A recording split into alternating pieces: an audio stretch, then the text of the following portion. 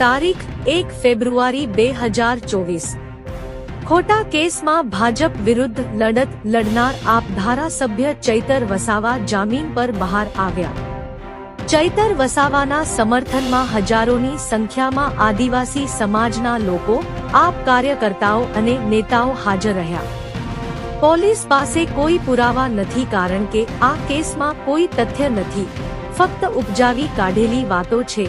ચૈતર વસાવા સમગ્ર કેસમાં પોલીસે અને ભાજપે બનાવેલી વાતો છે। આવનારા સમયમાં સત્યનો વિજય થશે। ચૈતર વસાવા અમે ભગવાન બિરસા મુંડાના વંશજો છીએ, માટે ક્યારે પણ ભાજપ સામે ઝૂકીશું નહીં। ચૈતર વસાવા અમે પૂરી તાકાતથી ભરૂચ લોકસભા લડવાના પણ છીએ અને જીતવાના પણ છીએ। ચૈતર વસાવા આમ આદમી પાર્ટીના ધારાસભ્ય અને આદિવાસી સમાજના લોકપ્રિય નેતા ચૈત્રભાઈ વસાવા પર ખોટા કેસ કરીને જેલમાં મોકલવામાં આવ્યા હતા। ચૈત્રભાઈ વસાવાને કોર્ટ તરફથી શરતી જામીન મળતા આજે તેઓ જેલની બહાર આવ્યા હતા અને હજારોની સંખ્યામાં આદિવાસી સમાજના લોકો અને આમ આદમી પાર્ટીના કાર્યકર્તાઓએ તેમનું ઉત્સાહભેર સ્વાગત કર્યું હતું। ચૈત્રભાઈ વસાવાના સ્વાગત માટે આમ આદમી પાર્ટીના પ્રદેશ પ્રમુખ ઈસુદાનભાઈ ગઢવી, નેશનલ જોઈન્ટ સેક્રેટરી અને ચૈત્રભાઈના વકીલ ગોપાલભાઈ ઇટાલિયા, પ્રદેશ સંગઠન મહામંત્રી મનોજભાઈ સોઠિયા, યુવા નેતા યુવરાજસિંહ જાડેજા અને પ્રદેશ મંત્રી કરસનદાસ બાપુ ભાદરકા સહિત અનેક પદાધિકારીઓ પણ ઉપસ્થિત રહ્યા। ત્યારબાદ ચૈત્રભાઈ વસાવાના સમર્થનમાં મૌવી ખાતે એક રેલીનું આયોજન કરવામાં આવ્યું અને જેમાં હજારોની સંખ્યામાં લોકો જોડાયા હતા। આ દરમિયાન મીડિયા સમક્ષ પોતાની વાત રજૂ કરતા ચૈત્રભાઈ વસાવાએ જણાવ્યું હતું કે વન વિભાગના કર્મચારીઓએ 4 દિવસ બાદ મારા પર ફરિયાદ કરી અને હજુ સુધી પોલીસ પાસે કોઈ પુરાવા નથી કારણ કે આ કેસમાં કોઈ તથ્ય નથી, ફક્ત ઉપજાવી કાઢેલી વાતો છે। પોલીસે કહ્યું છે કે હું માથાભારે માણસ છું અને જાનમાલને નુકસાન કરું છું। અમે કોઈની જાનમાં નુકસાન કર્યું નથી અને હું કોઈ માથાભારે માણસ પણ નથી। આ સમગ્ર કેસમાં પોલીસે અને ભાજપે બનાવેલી વાતો છે। આવનારા સમયમાં સત્યનો વિજય થશે।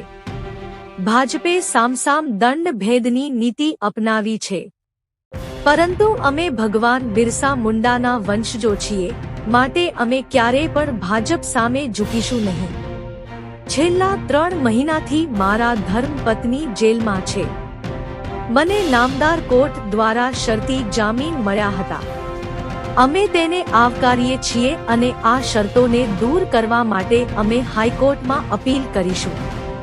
વન વિભાગના કર્મચારીઓને જાણ હોવી જોઈએ કે સદીઓથી આ જળ, જંગલ અને જમીન આદિવાસીઓની છે અને વન અધિકાર અધિનિયમ 2006 અંતર્ગત અમને જે જમીનનો મળી છે તે અમે ખેડી રહ્યા છીએ અને આવનારા સમયમાં જે લોકોને હજુ જમીન નથી મળી તેના માટે પણ અમે લડત લડીશું। આમ આદમી પાર્ટીના રાષ્ટ્રીય સંયોજક અને દિલ્હીના મુખ્યમંત્રી અરવિંદ કેજરીવાલજી તથા પંજાબના મુખ્યમંત્રી ભગવંત માનજી જેલમાં મારી મુલાકાતે આવ્યા હતા। તે દરમિયાન તેમણે ભરૂચ લોકસભા ઉમેદવાર તરીકે મારું નામ જાહેર કર્યું હતું। હાલના તબક્કે ભરૂચ લોકસભા લડવાની અમારી પૂરેપૂરી તૈયારી છે અને અમે મજબૂત ઉમેદવાર પણ છીએ। અમે પૂરી તાકાતથી ભરૂચ લોકસભા લડવાના પણ છીએ અને જીતવાના પણ છીએ। રિપોર્ટર ઇમરાન સૈયદ। પરંતુ ગઠબંધન જે પણ નક્કી કરશે એ ગઠબંધનને આખરી નિર્ણય હશે એ રાષ્ટ્રીય કક્ષાના નેતાઓ નક્કી કરશે, એ પ્રમાણે અમે આગળ વધીશું। અમારી હાલના તબક્કે ભરૂચ લોકસભા લડવાની પૂરેપૂરી તૈયારી છે અને અમે મજબૂત ઉમેદવાર પણ છે।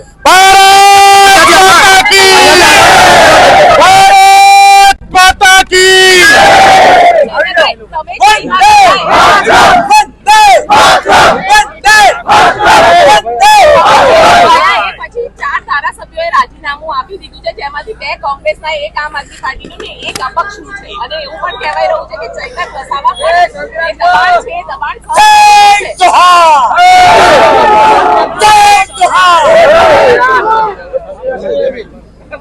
હવે અપક્ષના ધારાસભ્ય કે કોંગ્રેસના ધારાસભ્ય ભાજપની દબાણ વસ આવીને રાજીનામા આપ્યા હશે. ભાજપે અમારા પણ સામ દામ દંડ ભેદ નીતિ અપનાવી જ છે. આ પણ એક રાજકીય ષડયંત્રનો ભાગ જ છે. પણ ચૈતરભાઈ વસાવા આદિવાસી સમાજમાંથી આવે છે, જે સમાજે અંગ્રેજોને પણ અહીંયા હંપાવ્યા હતા. બિરસા મુંડાના અમે વંશજો છે. અમે ક્યારેય ભાજપ સામે નમવાના નથી, પણ પૂરી તાકાતથી અમે ભાજપ સામે લડીશું.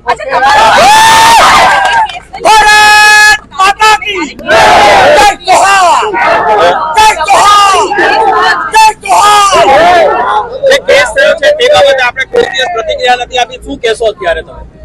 આ ફોરેસ્ટના વિભાગે 4 દિવસ પછી મારા પર ફરિયાદ કરી છે.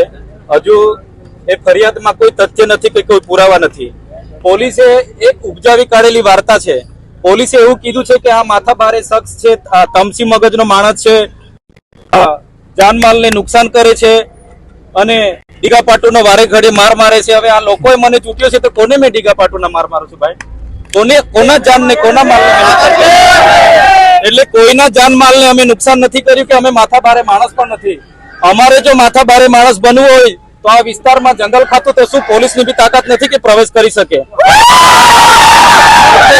આ પોલીસે અને ભાજપના લોકોએ બનાવી કાઢેલી વાર્તા છે. આવનાર દિવસોમાં સત્યનો વિજય થવાનો છે. સત્ય હાલ પરેશાન થઈ શકે છે, પણ સત્ય પરાજિત નથી થવાનો. સત્યનો વિજય થશે. છેલ્લો સવાલ, ચૈતર વસાવાનું નવું સરનામું શું હશે? ચૈતરભાઈ વસાવાનું હાલનું સરનામું નર્મદા અને ભરૂચ જિલ્લામાંથી બહાર રહેવાનું સૂચવેલું છે. નામદાર કોર્ટનો અમે માન આપીએ છીએ, સન્માન આપીએ છીએ. હાલ હું ગાંધીનગર સેક્ટર 21 7મો બ્લોક 7મો રૂમ ત્યાં મારું જે ક્વાર્ટર છે ત્યાં હાલના તબક્કે હું રોકાવાનો છું. Thank you.